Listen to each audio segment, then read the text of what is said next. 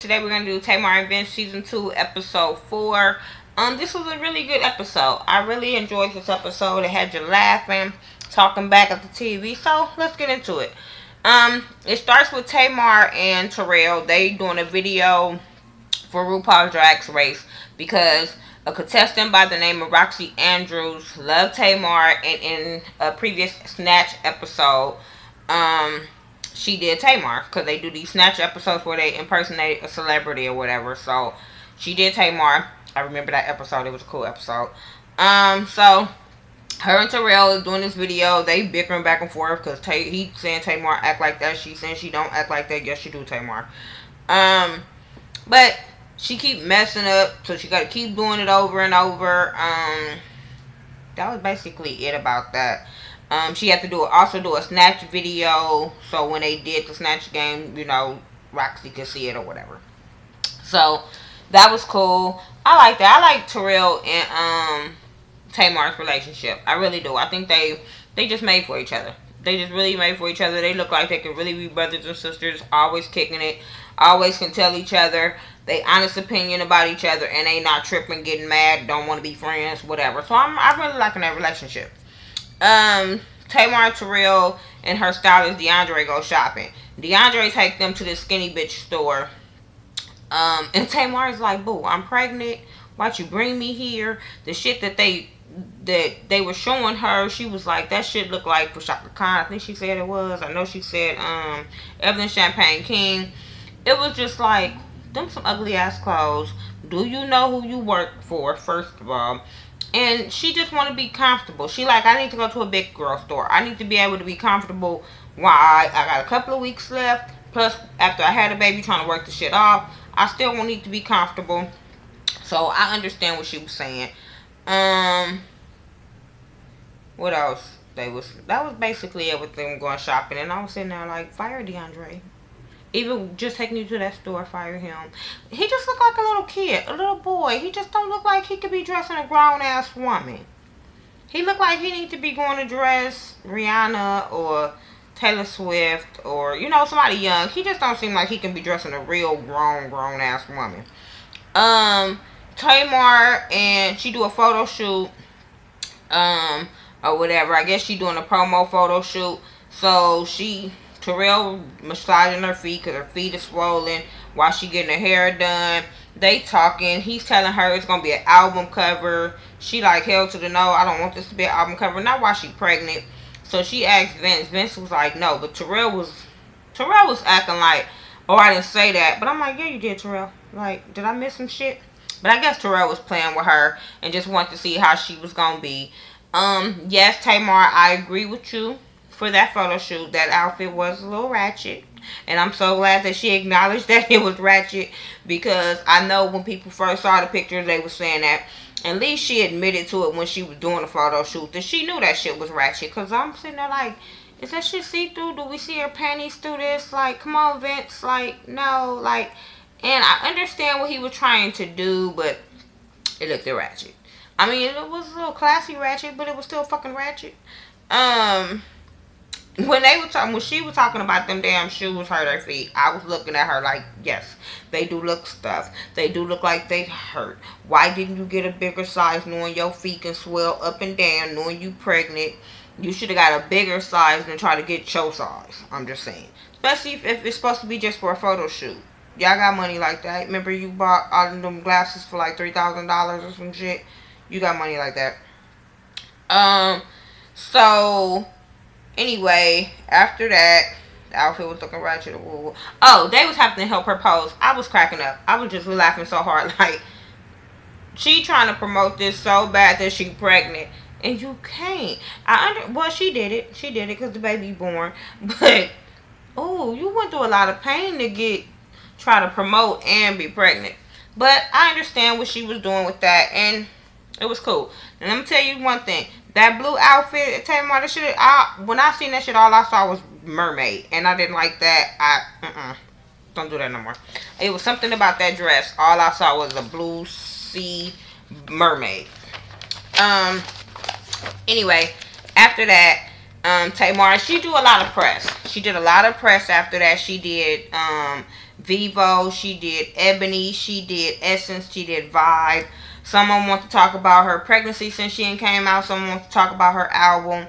So it was cool. I like how Vince was like, shit, the baby gonna be working when the baby is born. And I could see that with Vince. I could see Vince like, shit, y'all gonna pay the baby for some photos if y'all want to see the baby. Y'all want to see some appearances, y'all gonna pay this my son. I could see Vince working some shit out for his son to be already financially stable. I can't see that. Anyway, they go to the childbirth class. This is the only highlight to me was for this show was this damn childbirth class. Because it kind of shows the real Vince and Tamar. It starts off Vince funny because he sat on a damn fake baby. I was cracking up like, did he just sit on that damn baby? But yes, he did. So anyway, after that, they start talking about epidurals. And be me, a mother, I can tell you, Tamar, she had me cracking up with this whole situation of her having a baby, because I feel like people should tell you when you working on making the baby of all the hurt and pain. Don't just show that little fucking 9th grade health class childbirth video. Show some real shit. And I'm so glad that Tamar showed this part and how shit really goes down when it comes to epidurals and catheters and all that kind of stuff. Because yes, boo, it does not work for everybody. I can testify to that. My first son, I got an epidural. I felt every fucking pain, push, breathe. Oh my God, hell, here he come. I felt all that. So that epidural shit didn't work. I was one of that 15% that it didn't work for. My second child, I went to the hospital, dilated to 4 centimeters, thinking I'm about to push. So they give me a fucking epidural. It was working. I was numb as shit. And then they sent me home talking about because I didn't open up no more. So I could be that one that epidural didn't work for. Then I do got some cousins that got the shit, and she was like, I didn't feel shit. I didn't even know I had the baby. I was just like, okay, they say push. I pushed and the baby came out. I was like, bitch, I want to hit you in your face. But like I said, it worked for some people. It don't work for some people. So you choose wisely on what you want to do with that. Now, I do agree with Tamar. They need to do some liquid value. Well, I can't have no more kids, so who God, thank you for that one. But liquid volume should be on the options for pregnant women. I'm just saying, pregnancy is, I want to slap people that say, oh, look at she's pregnant. Oh, bitch, shut up. That shit hurts. It feels like an alien is growing inside of you, moving when you don't want it to. Now, the baby is precious when the baby come out, but if you go through hell, them 9 or 10 or whatever, how many months you hold this damn baby, you go through hell. You go through morning sickness. You go through shit. I went through morning sickness of throwing up. I went through spitting for like till I had the damn baby. From the time I found. See, that's the trip. It feel like you don't figure out the symptoms until you find out you're pregnant, and then when you find out you're pregnant, then you feel all the fucking symptoms. Cause I spitted from the time I found out to the time I delivered my daughter. I was spitting. So it's some real fucked up pros and cons to all deliveries. Don't just think, oh, I'm gonna get pregnant, I'm gonna be cute and fabulous for 9 months, then I'm gonna just go to the hospital and the baby gonna come out. Hell to the nah. It's complications when you even get to the fucking hospital. I had complications with all my damn kids. I was a hypertension, and I wasn't even stressed out about shit, and my blood pressure was high. I mean, so all kind of shit can go wrong. And I'm so, like I said, I'm so glad that Tamar showed different parts. You know, like the catheter. That shit don't feel good. Who thought of that? It had to be a man to think of some shit to stick in a woman while she already in fucking pain, to tell her, hey, you can't pee when you want to.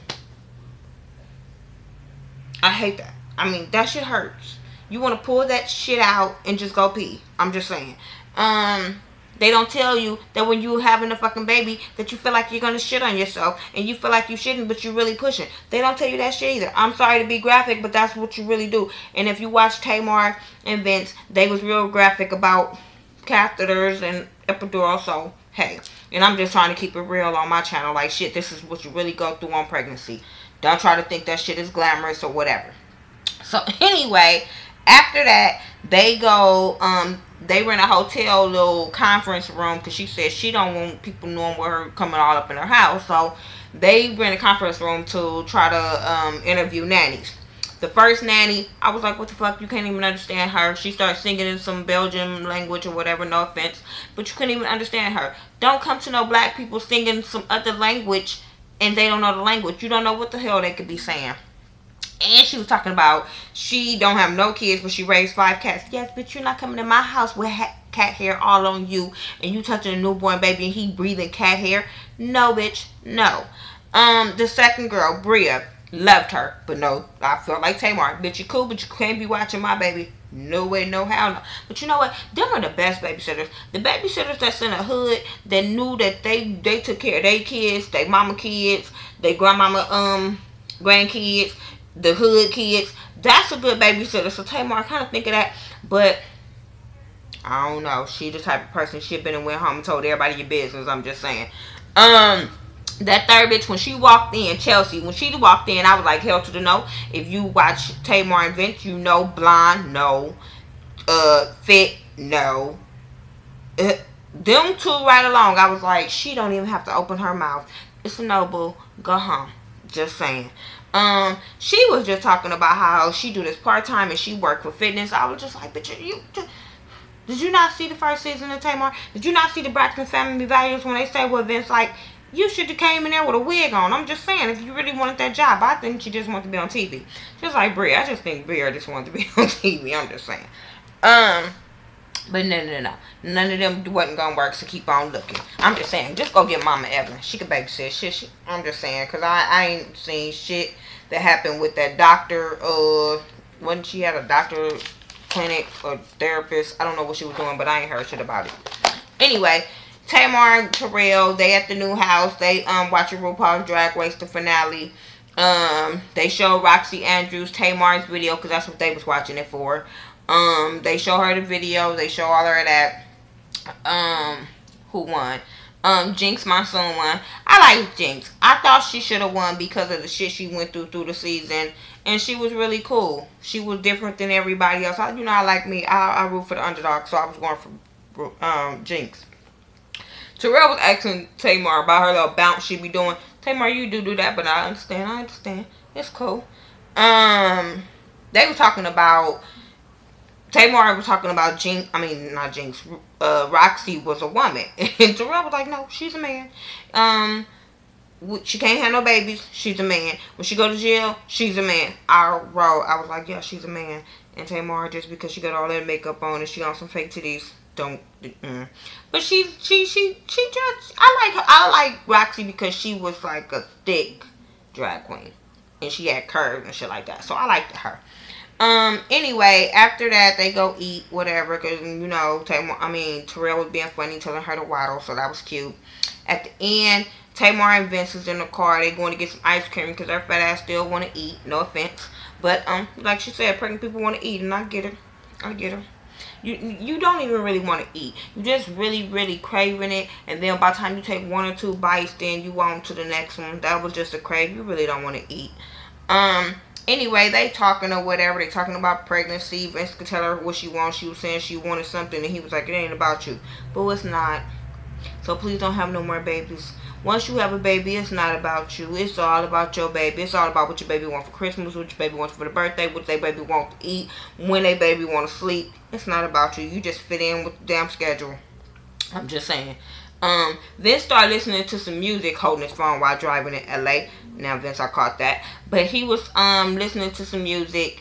I felt like, Tamar, what the hell is that shit? And it seemed like every time Tamar want to say some open and honest shit, Vince is always trying to shut her down. Even when she was talking about that lady or whatever, the nanny, he was trying to shut her down. And when she was kept calling the lady ratchet, trying to shut her down. But I'm like, shit, she was telling the fucking truth, and she telling what everybody else gonna say on the blogs.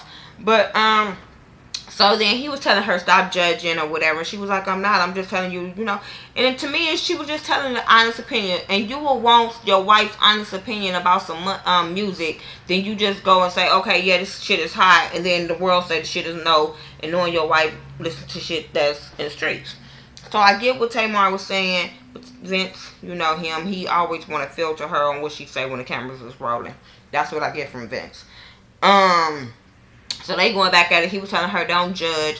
What if people judge you and say, oh, is she fat or is she pregnant or whatever, and she got offended and she felt like he was calling her fat. But Tamar, he was not calling you fat. So I hope when you watched it back you understood that he was not calling you fat. He was just saying people can judge you just like you were judging that music and you didn't know. So I understand what Vince was saying. She was mad. She didn't want to talk to him. She was just like, I ain't talking to you. I ain't answering you. He kept calling her name. She not answering. So he was like, okay, when you get home, don't answer me then. When we get in the bed, don't answer me then. And she still wasn't saying nothing, and that's how it went on. But you could tell he was playing with her. Like I said, they showed they real cool relationship this episode, and I liked it. It was cool. Make sure this was my review for Tamar and Vince season 2 episode 4. Make sure you rate, comment, subscribe. Follow me on Facebook, Twitter, Instagram. I do everything by the Ghetto View, THA, not THE, except my Instagram is Miss Nika, MIZZNEKA69. I'm not gonna never leave this without saying, I'm never gonna leave my video without saying, go check out Tamar 11 War album. Check it out. Go get it. I got mine. I paid for it. So don't act like I didn't pay for it. I don't want people to be like, oh, she got it on her tablet or on her phone. No, I went and bought it the day it came out. So make sure you cop it. Good songs on there. Might not like every song, but there's some really cool songs on there. And I'm going to support her because I support real R&B. Make sure you check out Ashley Miller 1987. She also do Tamar and Vince reviews, and she's awesome. So check her out. Alright, peace.